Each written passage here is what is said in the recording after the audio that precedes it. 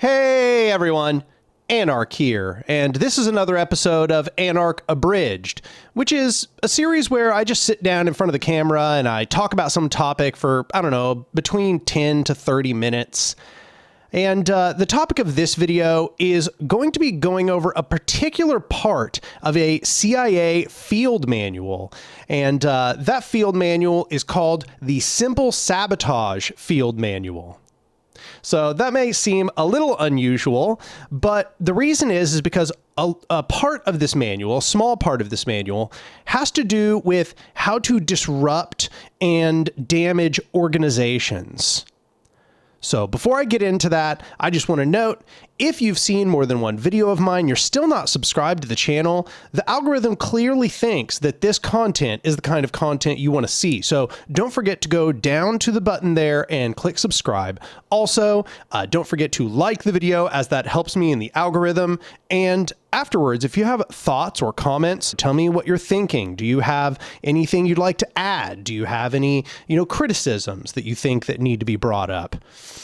Also, if you appreciate the work that's being done on this channel, I just want to suggest that you go over to my Patreon, which is patreon.com/anarch, A-N-A-R-K, and become a patron for any amount. That's, $2, $5, $7, $10, or $20. I think those are the tiers. Finally got them memorized. And just so you know, that is what allows this channel to continue forward. That is what allows me to keep making videos like this. Y'all becoming patrons is the reason why I'm able to produce weekly videos, the reason why I'm able to do more of these live streams, the reason why I'm able to do more long videos on weekly. So I just want you to know that, your patronage really matters. But that's it. I'm not going to continue with that for any longer, okay? Let's get back to the topic of the video. Okay, the topic of the video is this field manual that was published by the CIA, and it was published in 1944 amidst World War II. It was actually a manual that I think they were giving to they were giving chunks of it to German dissidents who were trying to undermine the Nazi war machine. Now, the manual, as I said, goes over all kinds of different topics about how to do simple sabotage. It's about how to sabotage down on the ground, right? It's not about how to take some armed force and go in and sabotage the functioning of some important industry. It's about how to take people that are embedded within organizations, within industry, and get them to sabotage that stuff. So it's about how to enable dissidents to undergo successful sabotage. But I want to note one very specific part of this manual. It's literally only one page, but it's so informative about how one might go about sabotaging an organization, but also how you might be able to spot saboteurs within an organization. It doesn't come until page 28, and it is a list of 8 points. Now, we're going to go over these one by one, and I want to say as we go forward, several of these, and this is sort of the point of them, is that several of these are just kind of reasonable things to take place in any given organization. Okay, like some of these things just happen organically. Normal people do these things sometimes, okay? But this is notable insofar as the CIA has picked these out as being the things that if one were to do these, it would undermine or sabotage the functioning of an organization.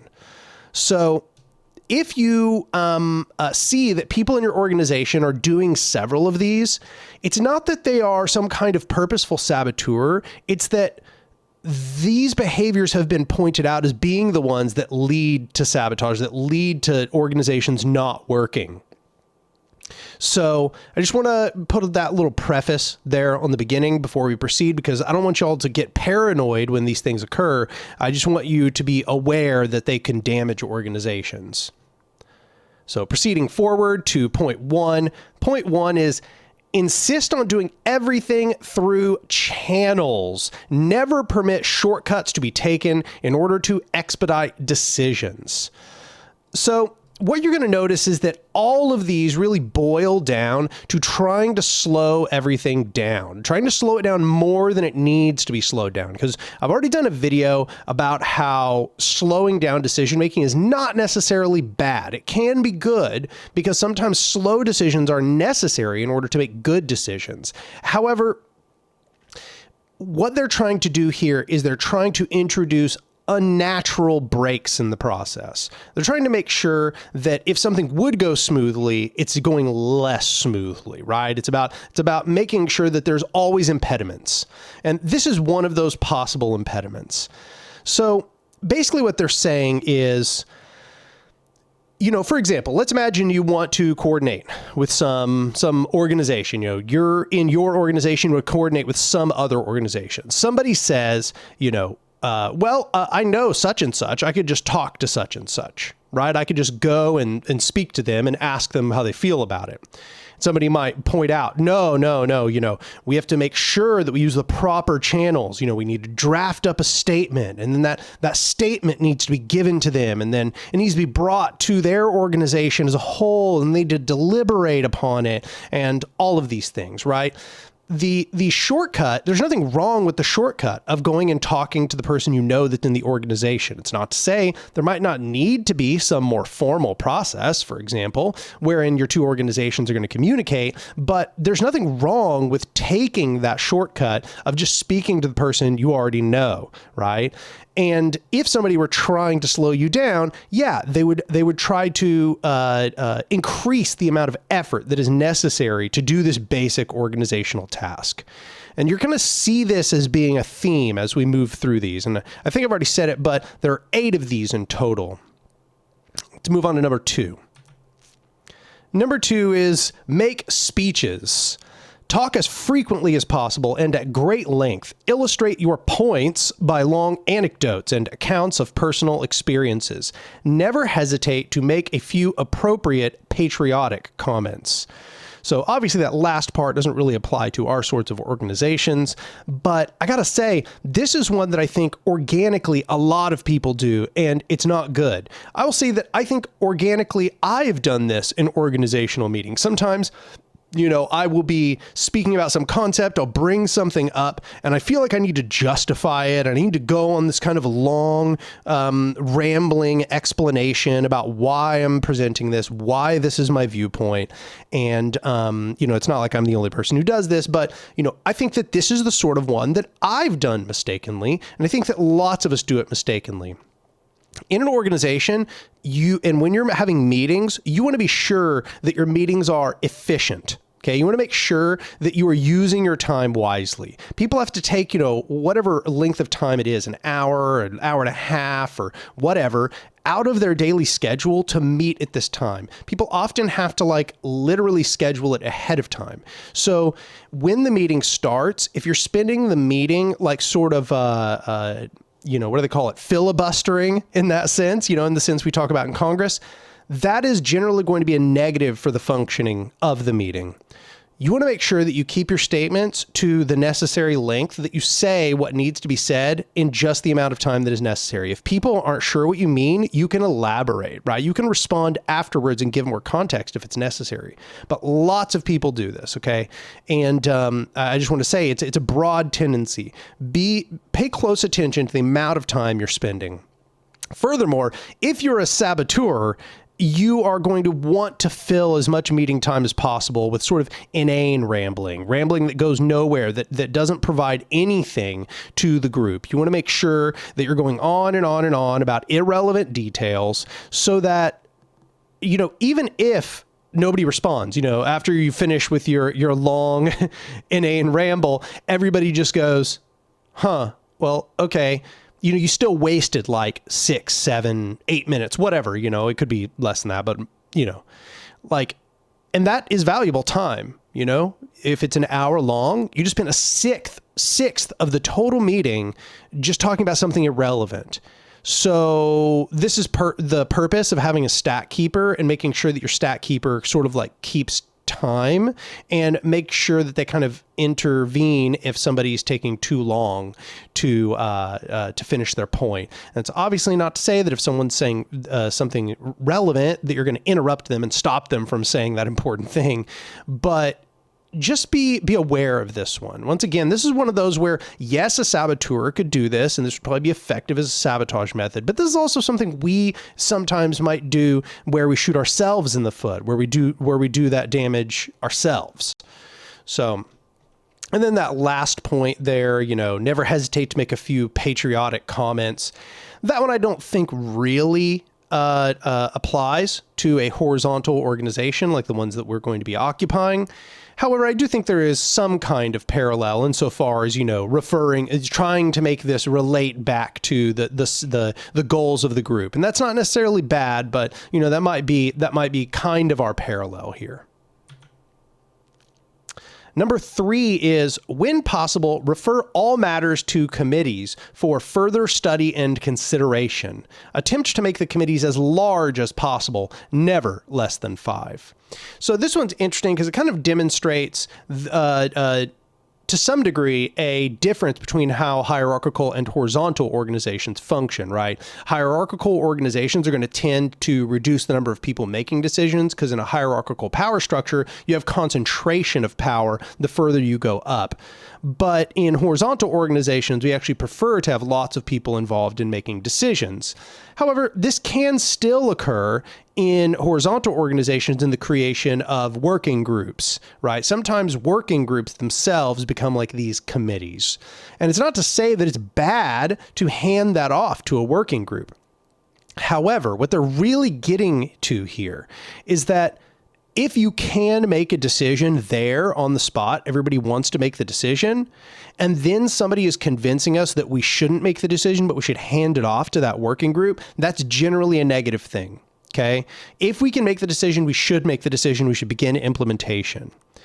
And the working group can sort of be a distraction in that sense. So it's not necessarily good that we compartmentalize that task. And it's it might be an indication that someone were a saboteur, that they're constantly trying to put everything out to the working groups, where it's, the working groups can have all kinds of problems. I could talk about that at length, but it delays the decision from being made. It delays implementation. And once again, it's not bad to move slow if slow is needed, but if you don't have to move slow and you can move fast and you can do implementation fast, that's better. So here, that's what they're getting at, right?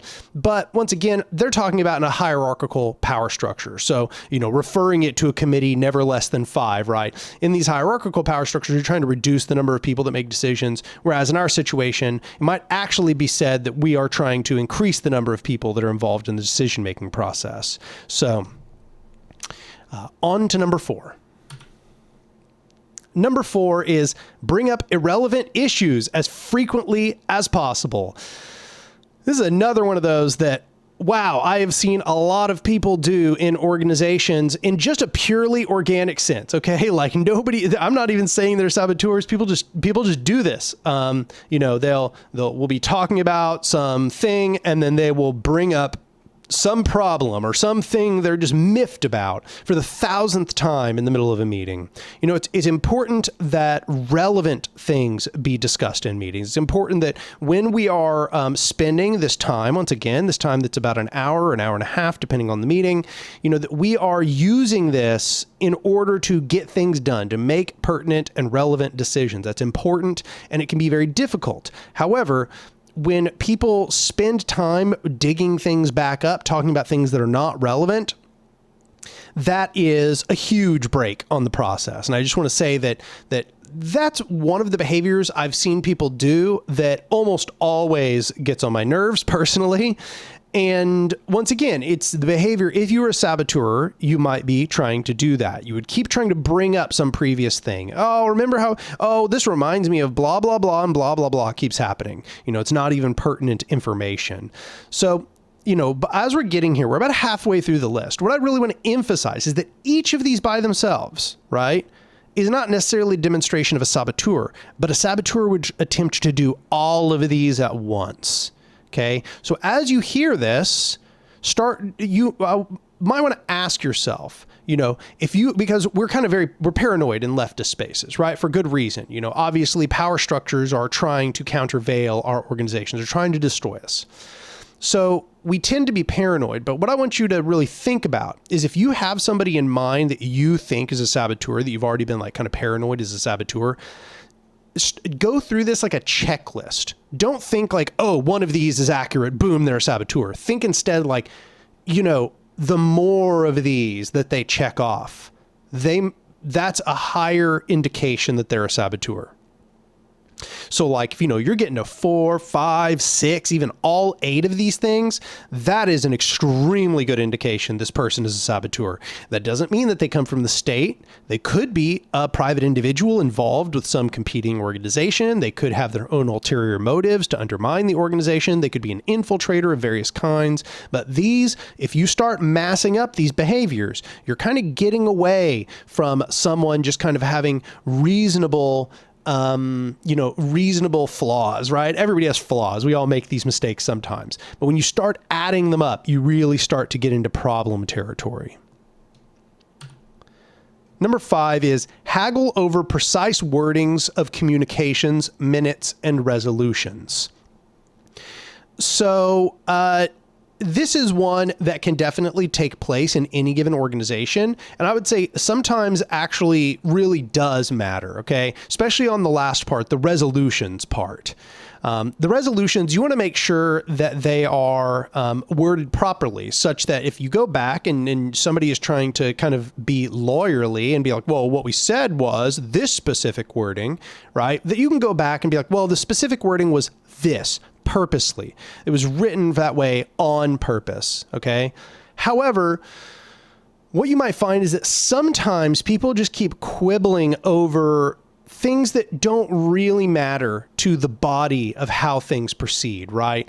How you communicate, how you establish minutes, how you word given proposals and so on.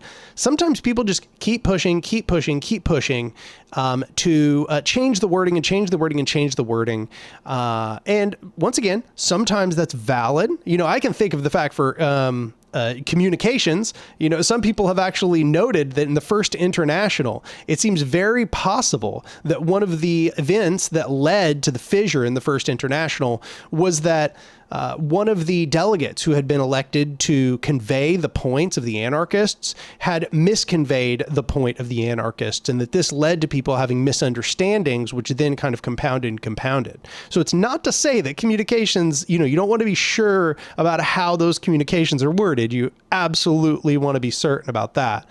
But really ask yourself if the changes that people are proposing are meaningful changes, Is it just continued aesthetic changes? Is it continued little details and side tangents that are not relevant to the main topic? Then you're probably not doing it right, and you're probably wasting a lot of organizational energy on the process. So, yeah, let's move on to number 6.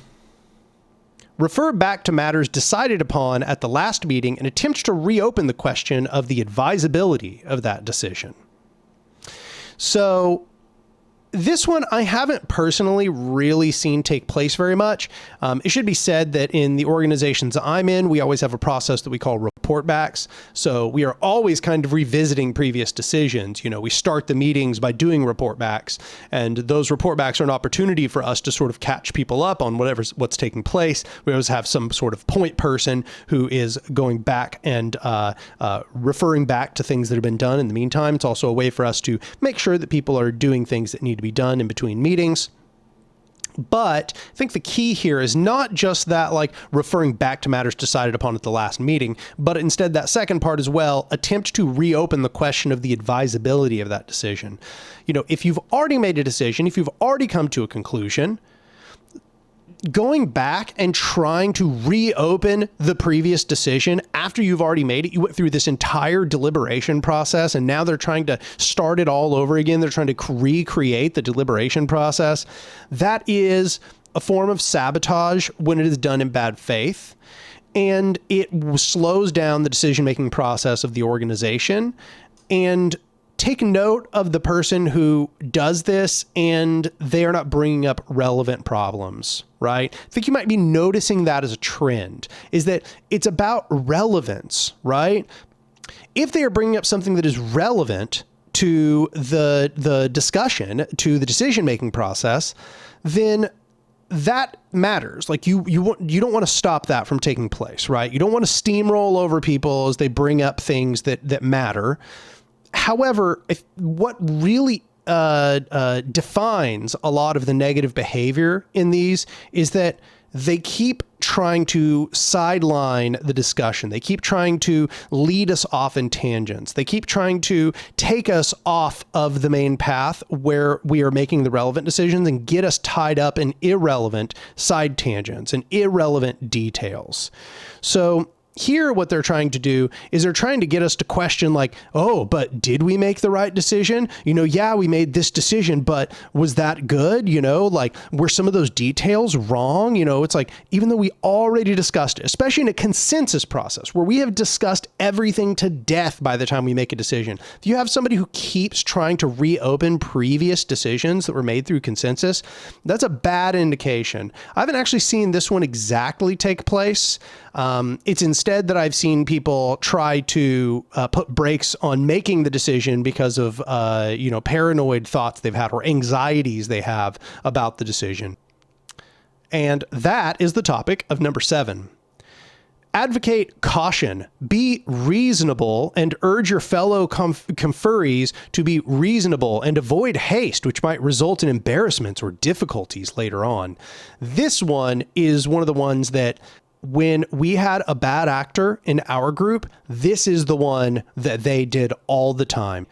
They were constantly bringing up anxious concerns. They were constantly worrying about all kinds of details that were like semi-relevant, but real long shots. Really just introducing into every little conversation their extreme anxiety. Now, looking back, I don't know whether they actually had that anxiety, but they were imposing their anxiety upon the group to the degree where we were making all of our decisions more slowly. They were always worried about some form of liability, always worried about being misconstrued or making a decision which would somehow shoot us in the foot. And they would always bring up things which were tangentially possible, but again, those things were long shots. They were not very likely. However, people didn't want to just dismiss those anxieties as being not valuable or not possibly correct. So they kind of just let those long shot anxieties slow the process down, often for days, sometimes for weeks. Okay. So this one is one that I've seen be very toxic. And again, I think that when we are organizing, we're going to be dealing with people who are just sometimes very anxious and sometimes just have very real problems with that sort of mentality. So I just want to say that it's not necessarily that someone who does this is doing it in bad faith, but this is just another one that if they're doing numerous of these, really start asking yourself, what do you know about this person? Next one, or the last one, is be worried about the propriety of any decision. Raise the question of whether such action as is contemplated lies within the jurisdiction of the group, or whether it might conflict with the policy of some higher echelon. Now, that last part, again, doesn't really apply to us in horizontal organizations. That applies more to hierarchical power structures.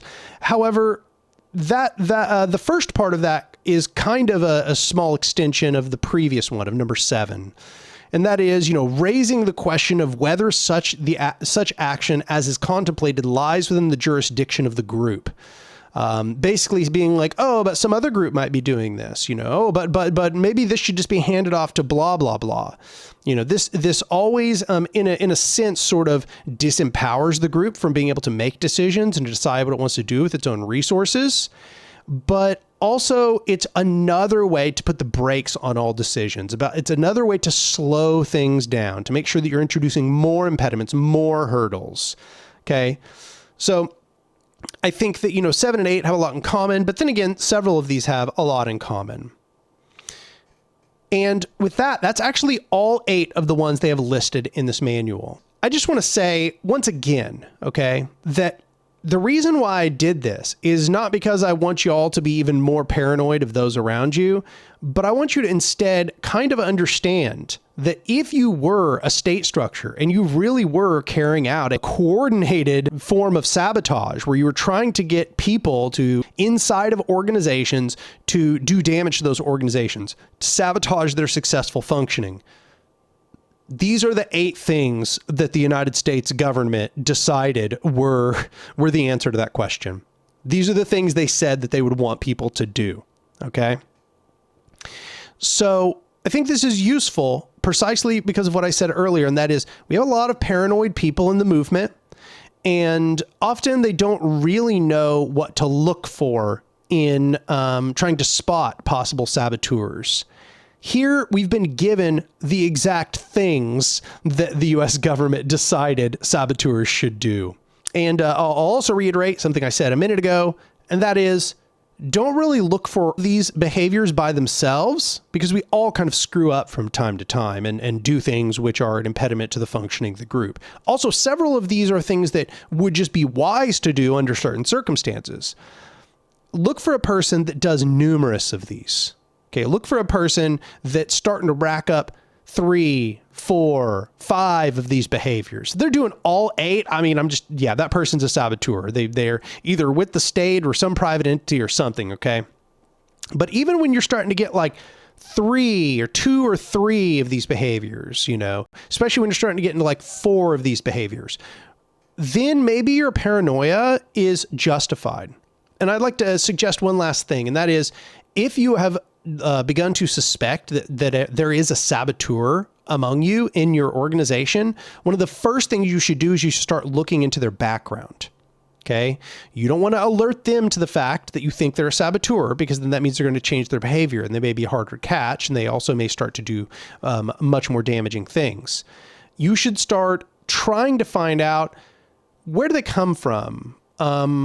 Does their story check out? Try to find out, what their background is. Speak with other organizations that they've been part of. Or are there no other organizations they've ever been part of? They just came out of nowhere, and so on. That is how you should start. Don't alert them right off the bat that you are paranoid of their existence and their behaviors. And this one is extremely important. Okay, listen closely. Do not go around telling other people that they are a saboteur, or even that you think they might be a saboteur, until you have at least done the requisite work to try to find out the answer, okay? There is a toxic paranoia which can do extraordinary damage to organizations when people just go around being like, I think such and such is a cop. Okay, that is bad. Do not do that. Do not just tell other people that you think such and such is a cop unless you have some good reason to believe it. However, if there's some sort of resource you can use, if there's maybe one member of the group that you could reach out to, you think could help you find out some more information, then maybe. But try to limit the number of people that you spread your paranoia to until you have some good reason to believe it. Now, we are coming around to the end of the video, so I think that's a good place for us to end. Last thing I want to say, as usual, is like the video if you liked it. If you thought this was a useful resource, please share it around. I think that a lot of people can make use of this resource. Don't forget to subscribe to the channel if you're not already subscribed. And go down below and comment. Once again, all of these forms of engagement lead to the video being pushed in the metrics. The one that actually leads to the video being pushed the most is when one of my videos is recommended in your feed on the sidebar or in the up next videos, if you click it and you watch it. So if you're trying to help the channel, that's what you should do. Last, the biggest thing you can do to help the channel, go over to my Patreon, patreon.com/anark, ANARK, and become a patron for any amount. Any amount is helpful for me. This month I've actually not seen a whole lot of growth, so I just want you to know, if you've been considering doing it, now would be a great time to go over there and become a patron. But that's it. I am going to stop my rant here, and that's going to be it for this video. I'll see y'all next time.